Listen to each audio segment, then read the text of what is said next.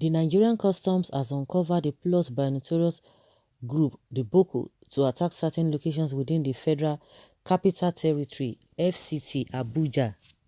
In a circular with reference NCS/ENF/ABJ/180/SI/Volume 2, issued by the Controller Enforcement Headquarters HA Sabo in Wuse Zone 3, Abuja, the services disclosed that it had intelligence report that the group were in Abuja. In the notice titled Intelligence on National Security, the NCS said information reaching the Controller General of Customs revealed the existence of Boko Group camps in and around the Federal Capital Territory. The NCS also revealed in the circular dated August 20th, 2020 that the group were planning to attack some selected targets within the territory. The group had reportedly set up their camps in the following areas: Kunya Bush along Airport Road off Dia Staff Quarters, Abuja. And again, second place is Robochi Gwangwalada Forest. The third place is Kwaku Forest in the Kuje area of Abuja. Consequently, you are to be at alert and security conscious of your environment at all times. Ensure wide circulation, please, the NCS warned. However, when contacted, the NCS spokesperson, Joseph Atta, said he was not sure of the source of the information, although the matter was already being looked into.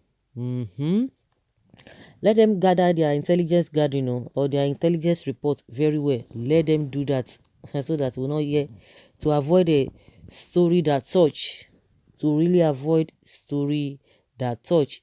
Well, if nobody removes the service chiefs, God will remove them. This must not be a serious thing to look into, according to what this person is saying. Even if the information is true, what do they want to do, ordinary people or the target to do? Are the people harmed, or they should run to Aso Rock for safety? Okay, when Aso Rock is busy enjoying in merriment, help me ask them. Okay, how do you know it is fake? Of course, someone says, you people should attack Aso Rock first. Stop living, stop pressurizing, and stop worrying the innocent citizens. I'm surprised you are saying it is fake. They have been attacking and killing people. What is federal government doing? Too many bloodshed of people. Nigeria is no longer safe. How can they attack Aso Rock where their leader is? Don't you know that Buhari is one of them? Okay. God will save this country from the hands of these people. God will surely see us through all these nightmares and predicaments in the name of Jesus. This information has taken us back to Malafia's revolution, because he said this group will soon attack major cities like Abuja. So DSS and every senseless minds calling Malafia names should hide their faces. Okay, women have become the head of family. Why is it that it is the custom that is giving information on security of the nation? You can imagine. I was surprised the custom getting this and the DSS could not get it. But if they want to go and arrest a individual making statements, now they will tell you that they have gathered intelligence gathering or intelligence reports concerning this whole thing. Until things happen, before they will not be running a scatter, because they are not proactive. They are always reactive to things happening. Not fake news though. See what happened in Niger State yesterday. They attacked over 12 hours. Let's be conscious things around us. It's true. They say na lie, na lie, na lie. You can imagine that incident that happened for 12 good hours. Nobody, no police, nothing. NCS has revealed the information at their disposal.